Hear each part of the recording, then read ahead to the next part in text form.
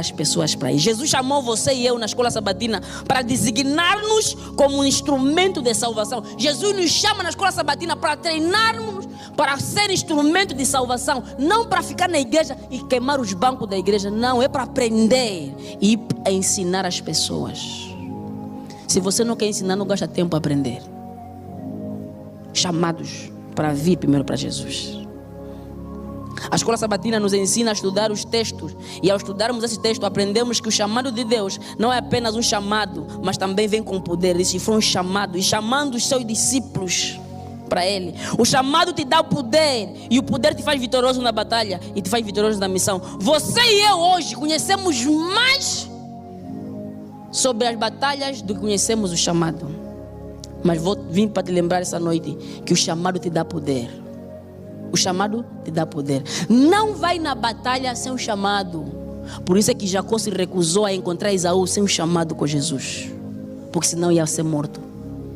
Por isso é que Abraão conseguiu vencer o desafio na sua vida, mesmo não sabendo o caminho, mas conseguiu, porque ele entendeu o chamado. Por isso é que Moisés conseguiu desafiar o faraó, porque entendeu o chamado. Porque chamado não te dá posição na igreja, chamado te dá poder para vencer os malignos da sua vida.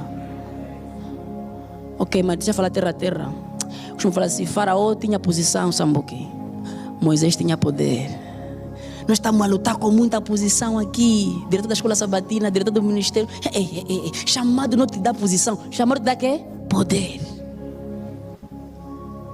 Estamos a lutar nos comitês de nomeações porque estamos a lutar posição. Temos que lutar com o joelho para recebermos o quê? O chamado. Porque chamado não nos eleva para cargo na igreja. Chamado nos eleva para um lugar na terra prometida. Queridos, a escola sabatina do ano 171 está nos ensinar isso. Que não é sobre posição na igreja, é sobre o poder para ir no céu. Chamado nos dá poder. E tendo chamado os 12, lembra? E tendo chamado os 12, deu-lhes poder. Se você não entender o chamado, não vai receber o poder. Vai sempre me olhar assim embaixo. Jesus, quando vieres, lembra de mim no seu quê? No seu reino. Amém. Tá bom. Jesus, quando vieres, meu filho, e este meu filho tem que ter um no lado direito, outro no lado do quê? Esquerdo. Ele falou: não, isso não depende de quê? De mim. Depende do meu pai que dá poder. Chamado. Temos que entender o chamado.